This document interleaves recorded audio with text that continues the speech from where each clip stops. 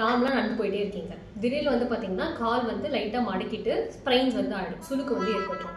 So இதை வீட்டில் வந்து நம்ம எப்படி ஹேண்டில் பண்ணலாம் அப்படின்னு சொல்லிட்டு இந்த வீடியோவில் பார்ப்போம். ஃபர்ஸ்ட் வந்து பார்த்தீங்கன்னா இதுக்கு ரைஸ் மெத்தட் அப்படின்றது யூஸ் பண்ணலாம். ஸோ ஆர் ஸ்டாண்ட்ஸ் ஃபார் என்ன அப்படின்னு பார்த்தா ரெஸ்ட் கொடுக்கணும், மூவ்மெண்ட்டை கம்ப்ளீட்டாக ரெஸ்ட்ரிக்ட் பண்ணணும். நம்ம வந்து காலுக்கு வந்து ஒரு 4 to 5 ஹவர்ஸ்க்கு எந்த விதமான மூவ்மெண்ட்டும் கொடுக்காம ரெஸ்ட்ரிக்ட் பண்ணுறது ரொம்ப முக்கியமான விஷயம். செகண்ட், ஹை ஸ்டாண்ட்ஸ் ஃபார் வந்து பார்த்தீங்கன்னா ஹைஸ் தெரப்பி. உங்கள் வீட்டில் இருக்கிற ஏதாவது கோல்ட் பேக்ஸோ இல்லை ஹைஸ் கட்டையும் வந்து பார்த்தீங்கன்னா நீங்கள் ஒரு துணியில் வந்து போட்டு அந்த இடத்துல வந்து ஊற்றுற மாதிரி கொடுத்துட்டு வரலாம். ஸோ சி ஸ்டாண்ட்ஸ் ஃபார் வந்து பார்த்தீங்கன்னா கம்ப்ரஷன் சாக்ஸ் வந்து ஏதாவது வந்து நீங்கள் பக்கத்தில் மெடிக்கல் அவைலபிளாக இருந்துச்சுன்னா வாங்கி ஆங்கிள் ஸ்ப்ரெயின்கான நம்ம கம்ப்ரஷன் சாக்ஸ் வந்து அந்த இடத்துல வந்து போட்டு வரலாம். அப்படி இல்லாத பட்சத்தில் நான் இந்த சொல்கிற ஒரு 3 பட்டரை வந்து ஃபாலோ பண்ணிக்கோங்க. ஃபர்ஸ்ட் வந்து என்னென்னு பார்த்தீங்க அப்படின்னா இந்துப்பு. வீட்டில் ஏதாவது வந்து இந்துப்பு வச்சுருப்பீங்க, அந்த இந்துப்பு வந்து கொஞ்சம் வெந்நீரோட சேர்த்து வந்து பற்று போட்டு அந்த இடத்துல வந்து வரலாம். செகண்ட் இப்போ என்னென்னு பார்க்கும்போது வீட்டில் செம்மண் இருக்கும். ஸோ அந்த செம்மண் வந்து பட்டு எடுத்துக்கோங்க. கூட வந்து ஒரு 2 பல்லு பூண்டை வந்து நல்லா வானலில் போட்டு வதக்கிட்டு அது ரெண்டுத்தையும் சேர்த்து செம்மண்ணையும் அந்த 2 பல்லு பூண்டையும் வந்து வதக்கின பூக்கையும் வந்து நம்ம வந்து சேர்த்து நல்லா அந்த இடத்துல வந்து வச்சு கட்டி விடலாம்.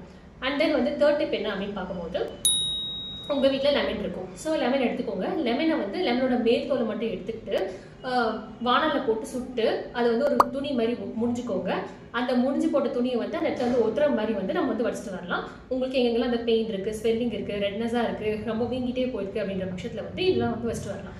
ஃபோர்த் வந்து பார்த்தீங்கன்னா எல்லா வீட்லையும் பிளெயின் ஆலோவேரா ஜெல் வந்து அவைலபிளாக இருக்கும். அந்த ஆலோவேரா ஜெல் வந்து கச்சாலோட ஜெல் இருக்கு இல்லைங்களா, அது வந்து நீங்கள் டேரெக்டாக அப்ளை பண்ணிட்டு வரலாம். ஃபிஃப்த் டிப் என்ன அப்படின்னு பார்க்கும்போது வீட்டில் உங்கள் வீட்டுக்கு அருகாமையிலே வந்து பார்த்தீங்கன்னா அந்த நொச்சி, தழுதாலை, எருக்கு வந்து எல்லாருமே யூஸ்வலாக எல்லா வீட்டு பக்கத்துலையுமே இருக்கும்.